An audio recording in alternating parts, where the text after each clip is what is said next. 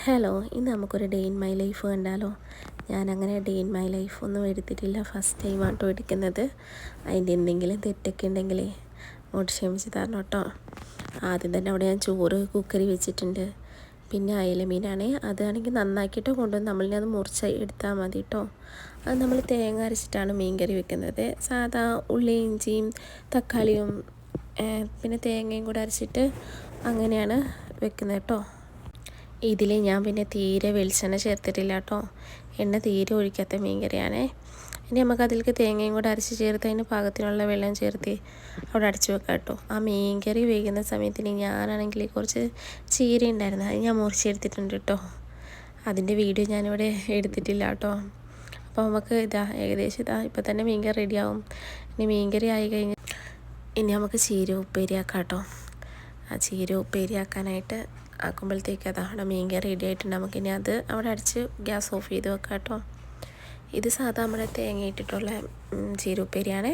എണ്ണ വെച്ച് കടുക് പൊട്ടിച്ച് ചീരയും ഉള്ളിയും പച്ചമുളകും എല്ലാം കൂടി ഇട്ടിട്ട് അതിലിനി ഞാൻ കുറച്ച് മഞ്ഞൾപ്പൊടിയും ഉപ്പും ഇട്ട് ഒന്ന് അടച്ചു വെക്കാം. പിന്നെ അതിൽ കുറച്ച് തേങ്ങ ഇട്ടാൽ മതിയേ. ഇവിടെയാണെങ്കിൽ എൻ്റെ മോൾക്കാണെങ്കിൽ ചീര ഉപ്പേരി ഒരു ഉപ്പേരി ഇഷ്ടമല്ല. പിന്നെ എങ്ങനെയൊക്കെ കുറച്ച് കൊടുത്ത് കഴിപ്പിക്കുക എന്നല്ലാതെ ഇതില്ല. പിന്നെ നമ്മളിവിടെ എന്തെങ്കിലും ഉപ്പേരി ഡെയിലി ഏതെങ്കിലും ഒരു പച്ചക്കറി ആക്കും. എനിക്കാണെങ്കിൽ എല്ലാ ഉപ്പേരിയിലും തേങ്ങ വേണം, തേങ്ങയിട്ട് ഉപ്പേരി ഇഷ്ടം. പക്ഷേ ഇക്കാക്ക് അങ്ങനെയൊന്നുമില്ല, തേങ്ങ ഇട്ടാണെങ്കിലും ഇട്ടില്ലെങ്കിലും ഒക്കെ ഇഷ്ടമാണ്. പിന്നെ ആ സമയത്ത് ഞാൻ ചോറ് വാർത്തിട്ടുണ്ട്. പിന്നെ നമുക്കിനി മീൻ പൊരിക്കാം. മീനാണെങ്കിൽ അയിലയാണ്. ഞാനിവിടെ 3 കഷ്ണം അയിലയാണ് എടുത്തിരിക്കുന്നത്. ബാക്കി ഞാൻ കറിക്കും എടുത്തു, 3 പീസ് പൊരിക്കാനും എടുത്തു. എനിക്കാണെങ്കിൽ അയല പൊരിച്ചത് വലിയ ഇഷ്ടമൊന്നുമല്ല. പക്ഷേ ഈ മീൻ പൊരിച്ചിട്ട് ഒരു ഉള്ളിയിലേക്ക് എടുത്തില്ലേ, അപ്പോൾ ആ ഉള്ളി നല്ല ഇഷ്ടമാണ്. അവിടെ ഞാൻ കുറച്ച് ഉള്ളി അവിടെ കട്ട് ചെയ്ത് വെച്ചിട്ടുണ്ട് ഇടാൻ.